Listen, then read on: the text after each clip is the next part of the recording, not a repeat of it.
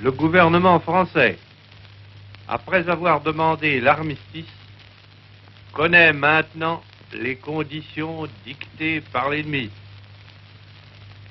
Il résulte de ces conditions que les forces françaises de terre, de mer et de l'air seraient entièrement démobilisées, que nos armes seraient livrées, que le territoire français serait totalement occupé et que le gouvernement français tomberait sous la dépendance de l'Allemagne et de l'Italie.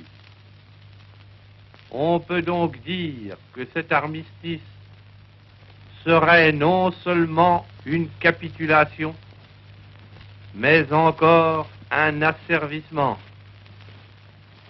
Or, beaucoup de Français n'acceptent pas la capitulation ni la servitude pour des raisons qui s'appellent l'honneur, le bon sens, l'intérêt supérieur de la patrie. Je dis l'honneur, car la France s'est engagée à ne déposer les armes que d'accord avec ses alliés. Tant que ses alliés continuent la guerre, son gouvernement n'a pas le droit de se rendre à l'ennemi. Le gouvernement polonais, le gouvernement norvégien, le gouvernement hollandais, le gouvernement belge, le gouvernement luxembourgeois, quoique chassés de leur territoire, ont compris ainsi leur devoir. Je dis le bon sens, car il est absurde de considérer la lutte comme perdue.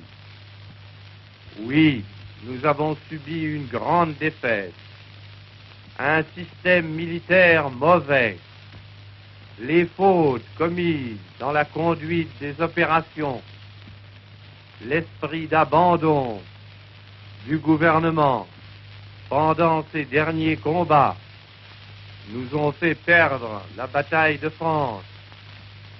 Mais il nous reste un vaste empire, une flotte intacte, beaucoup d'or.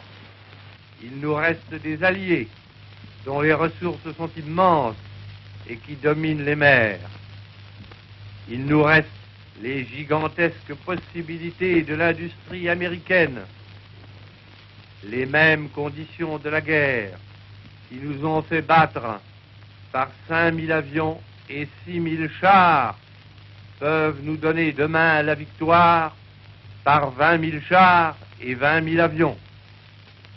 Je dis l'intérêt supérieur de la patrie, car cette guerre n'est pas une guerre franco-allemande qu'une bataille puisse décider.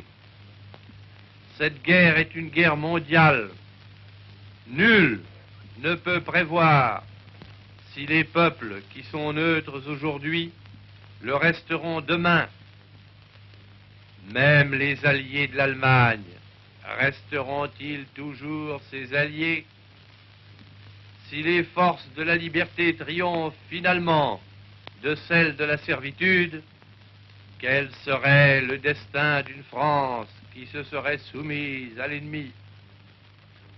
L'honneur, le bon sens, l'intérêt supérieur de la patrie commandent à tous les Français libres de continuer le combat là où ils seront et comme ils pourront.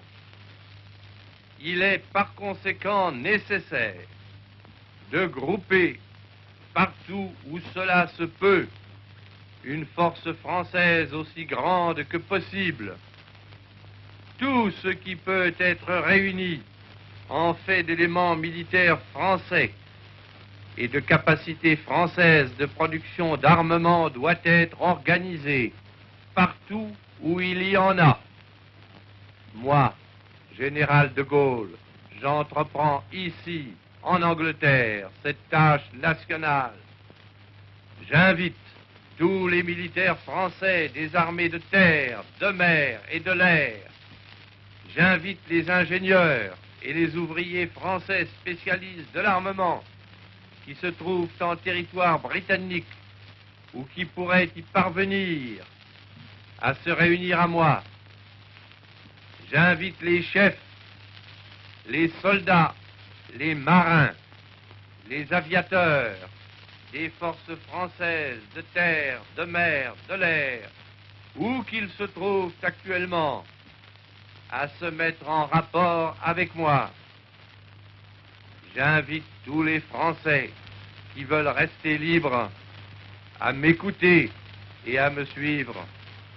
Vive la France, libre, dans l'honneur et dans l'indépendance.